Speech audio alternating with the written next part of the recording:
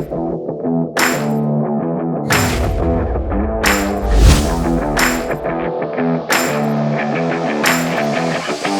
semaine à Passion Auto, nous vous présentons une voiture que vous n'aurez probablement pas l'occasion de voir souvent sur nos routes, la Polestar 1.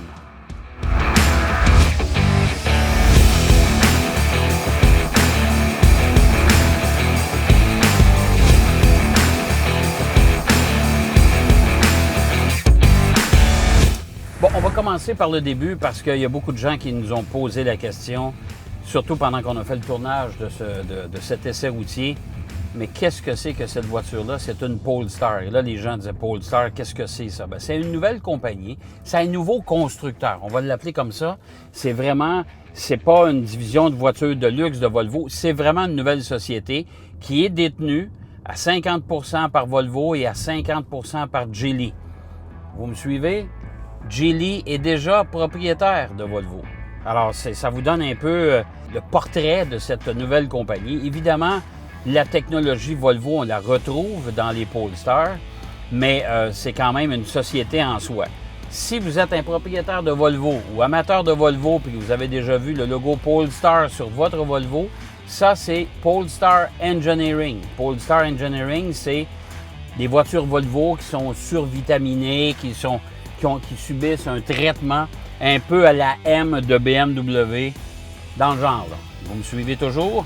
Alors, Polestar arrive sur le marché mondial avec son premier modèle qui est la Polestar 1. C'est la voiture qu'on conduit aujourd'hui.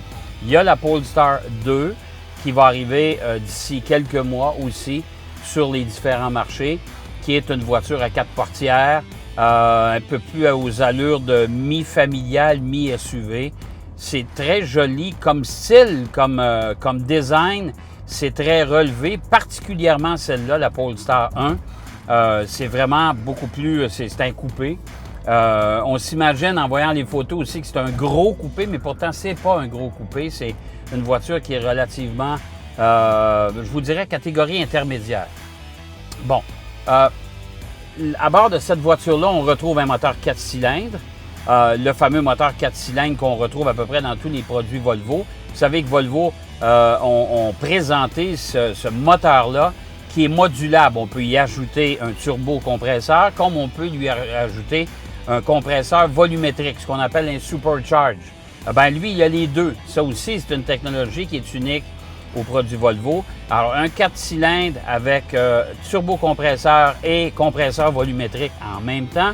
On parle de 326 chevaux, strictement pour le moteur essence, le moteur thermique.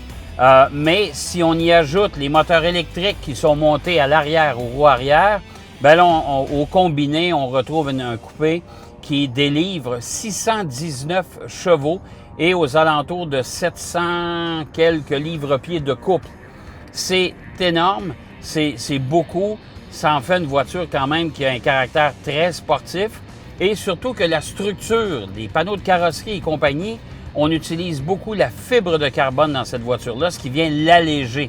Alors même si on a l'impression que la voiture est lourde quand on la regarde, c'est quand même une voiture qui offre un châssis et une carrosserie quand même relativement légère et on le sent dans la conduite. On n'a pas l'impression de conduire une voiture grand tourisme, exemple comme une BMW Série 8, à titre de comparatif. Bon, pour ce qui est de l'aménagement, je vous disais tantôt, le design extérieur est unique. Moi, je la trouve tout à fait magnifique. Elle est très élégante. À l'intérieur, c'est encore une fois, c'est très luxueux. Il y a des rappels de design de Volvo, évidemment, comme l'écran central ici, qui est très grande. Bon, le pommeau de levier de vitesse qui est comme en cristal. Bon, des petits détails comme ça. Mais les sièges avant blancs avec un intérieur noir et gris. Les sièges arrière sont gris. Alors, ça détonne un peu. Ça vient mettre l'accent sur les passagers avant. Ensuite de ça, on a un toit qui est complètement vitré jusqu'à l'arrière. Ça aussi, ça ajoute une petite touche toute particulière. Même les rétroviseurs intérieurs ou extérieurs sont sculptés différemment des rétroviseurs qu'on est habitué de voir sur d'autres voitures. Alors, honnêtement, c'est une voiture qui a un cachet assez particulier. Bon, maintenant, Polestar va en fabriquer 500 par année de cette voiture-là. L'allocation pour le Canada cette année, c'est 12 exemplaires seulement. Alors, si vous en voyez une sur la route, vous êtes vraiment très chanceux. Je ne veux pas reprendre le commercial qu'on voit souvent à la télévision. Si vous voyez une Polestar 1 sur la route, allez vous acheter un 649. Vous avez peut-être des chances de gagner.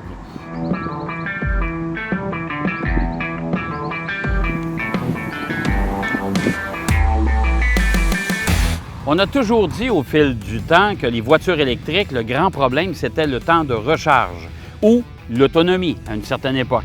Eh bien, il y a plusieurs journalistes, plusieurs personnes qui suggéraient si on pouvait avoir une voiture hybride rechargeable avec une autonomie quand même intéressante pour être capable de rouler en ville sans avoir à recharger la voiture à toutes les demi-heures. Eh bien, je pense que Polestar a mis le doigt sur le bobo. Cette voiture-là peut effectuer au-delà de 100 km en mode électrique seulement, mais vous avez toujours le moteur thermique qui est là pour suppléer si vous avez de longues distances à faire. Donc, le meilleur des deux mondes, on le retrouve avec cette voiture-là, bien sûr, mais il faudra quand même avoir les poches pas mal profondes parce qu'à 198 000 $, la Polestar 1 s'avère véritablement presque, enfin, une voiture de collection.